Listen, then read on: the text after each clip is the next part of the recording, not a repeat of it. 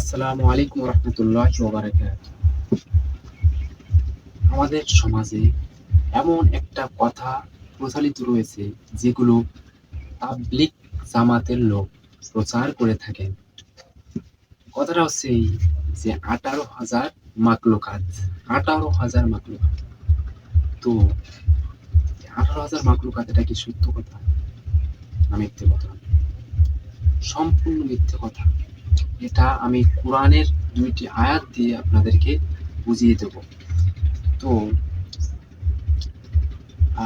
প্রথম আমরা দেখি যে ইহুদি এবং খ্রিস্টানদের ভেতরে তাদের যে বৈজ্ঞানিক আছে, ওই রিসার্চকারী গণনাকারী, তারা 250 বছর ধরে গণনা করেছে। গণনা করার পরে তারা বলছে যে আমরা পশু পাখি গণনা করার সিদ্ধান্ত নিয়েছিলাম, কিন্তু আমরা গণনা করে শেষ করতে পারবো না। আমরা এই 250 বছর ধরে গণনা করার পরে আমরা 12 লাখ গণনাকার পেয়েছি। 12 লাখ 18,000, হাজার আর লাখ কি সমান? তো ওটা গেল। এবার তারা বলছে যে প্রত্যেক বছর নতুন নতুন প্রাণী 6,000 করে বা 6,000-এর ঊর্ধ্বে আমরা গণনা করে পাই নতুন নতুন। এরপরে আমরা যা গণনা করে থুই দিয়েছি যে 12 লাখ, এর ভেতর থেকে অনেক অনেক কিছু আবার বিলুপ্ত হয়ে যায়।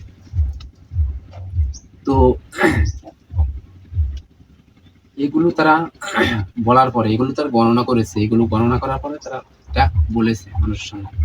তো এটার পরে তারা তারা ধারণা করে একটা কথা বলেছে, বলছে যে 84 লাখের ঊর্ধ্বে প্রাণীর বসবাস এই পৃথিবীর জমিনে। 84 লাখ প্রজাতি প্রাণীর বসবাস এই পৃথিবীতে। তো 84 লাখ একজন বলেছে, আরেকজন বলেছে 88 লাখ, 87 লাখের উপরে, আর একজন বলেছে 1 কোটির ঊর্ধ্বে।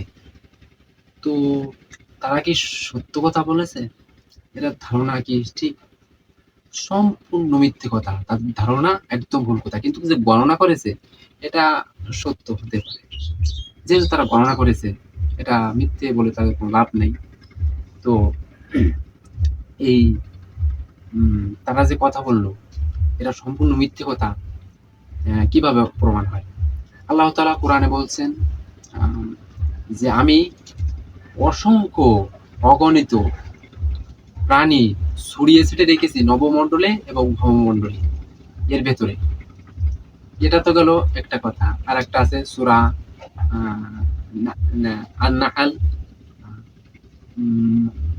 18 নম্বর আয়াতে আল্লাহ তাআলা বলছেন, তোমরা আল্লাহর নিয়ামতসমূহ গণনা করলে তার সংখ্যা নির্ণয় করতে পারবে না। তার নিয়ামত কি? নিয়ামত এটা বলবে তো, নিয়ামত আবার কি? নিয়ামতটা কি? এটা হচ্ছে সূরা আর রহমানের ভেতরে রয়েছে। রহমানের ভেতরে রয়েছে। অতএব হে জিন ও মানুষ, তোমরা তোমাদের প্রতিপালকের কোন কোন নিয়ামতকে অস্বীকার করবে?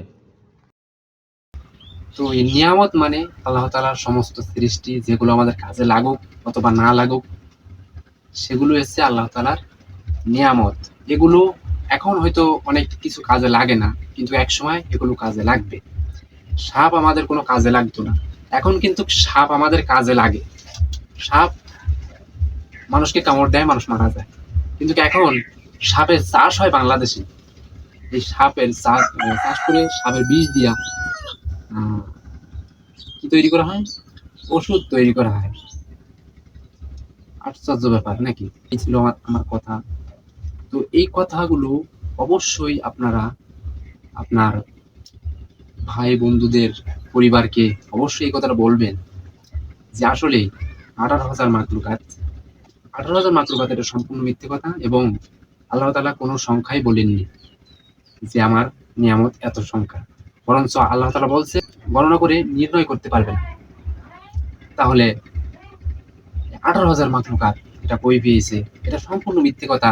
এই মিথ্যে কথা যারা বলেছে অবশ্যই তাদেরকে বয়কট করবেন এবং তাদের মুখ বন্ধ করবেন। মানে মুখ বন্ধ করবেন বলতে হেইনাদে তাদের হত্যা করবেন। তাদের কি করবেন?